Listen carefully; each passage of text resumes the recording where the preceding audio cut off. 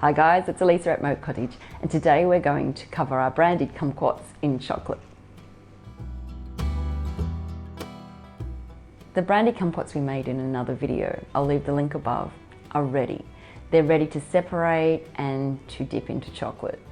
As you can see, there's plenty of space in the jars now because the kumquats have shrunk up and the liquid is now greater than it was when we first made them. Initially, when I made the kumquats, I had to take the lid off and give them a stir every day. I did that for about 2 days, and then after that I was able to shake them because it was syrupy enough and thick enough that it didn't leak out of the jar lid. And another way that would have been easier, that one of you suggested, was to put the metal lid on and the metal ring, and then it wouldn't have leaked. So that's also another option. So thanks for that. What we need to do is we need to drain the liquid out, and we're going to store the liquid in another jar for another 6 months. Now a dark jar would be best, however I don't have any on hand, so we're going to use a ball mason jar and we're going to put it in the dark cupboard.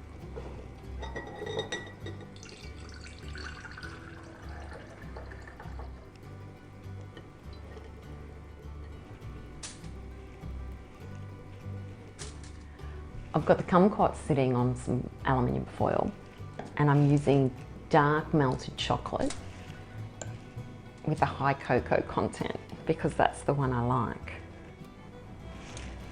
You could also use molds for this as well. Silicone molds are great, so you could just put the chocolate in, a little bit of chocolate, kumquat, and some more chocolate to fill it up.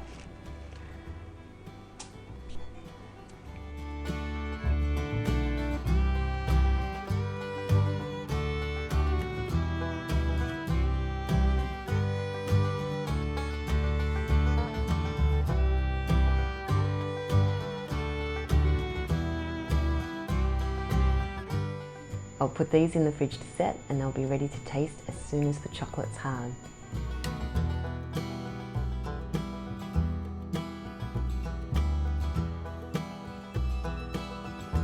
The chocolates are set. I'll just give it a cut in half.